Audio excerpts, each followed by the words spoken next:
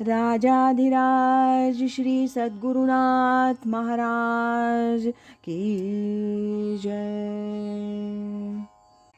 तीर्थस्वरूप परमपूज्य श्री रामराय गोविंद केळकर तथा श्री दासराम महाराज यांच्या वचनांवर आधारित श्री दादांचेच अंतरंग सत्शिष्य न. गोखले यांनी लिहिलेल्या नित्य नवा दिस जागृतीचा या ग्रंथातील आज ऐकूया 17 मे या दिवशीचं चिंतन.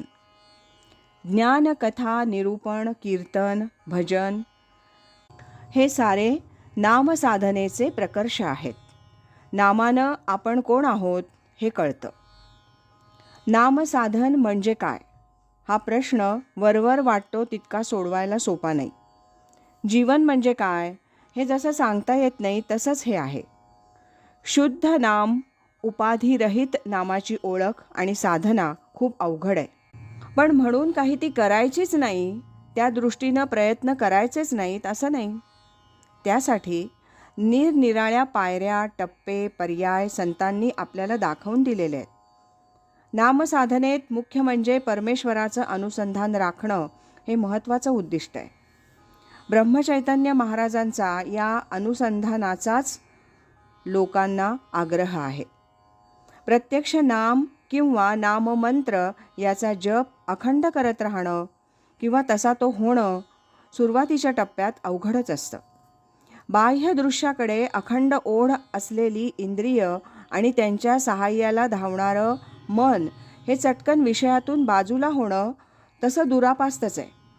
म्हणून इंद्रियांना वळण लावणं हे सर्वात पहिलं कार्य करावयास हवं. त्या दृष्टीनं पाहता स्थिर बैठक एकत्रित साधन म्हणून मग कीर्तन, कथा, प्रवचन वगैरेला समूहानं जाणं की जिथं अनेक लोक एकाच उद्देशानं आलेले असतात. अशा ठिकाणी देवाविषयी विचार वाढतात आणि संसारातील आसक्ती कमी होते. सद्ग्रंथांचं वाचन हाही त्यावर एक चांगला पर्याय आहे. पण मन त्यात एकाग्र व्हायला हवं. वैखरीनं नामजप पुष्कळ जण करतात, खूप संख्या करूही शकतात, परंतु त्यात नामाचं स्मरण असतं की नाही हे सांगणं प्रत्यक्ष त्या माणसालाही कठीण आहे.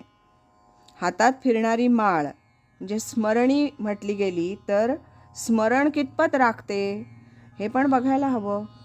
तथापि ही भजन, कीर्तन, सेवा नामसाधनेच्या मार्गावर घेऊन जाणारी महत्त्वाची साधनं आहेत हे निश्चित. नाम एकदा साधलं की आपल्या अस्तित्वाच्या शोधाच्या जवळ आपण जातो. त्याची हळूहळू ओळख पटायला लागणं, या सर्व संसार व्यवहाराच्या तापापासून मी निराळा आहे याची जाणीव व्हायला लागते आणि ती एकदा झाली की स्वरूप साक्षात्कार सद्गुरू कृपेनं दूर नाही हे निश्चित.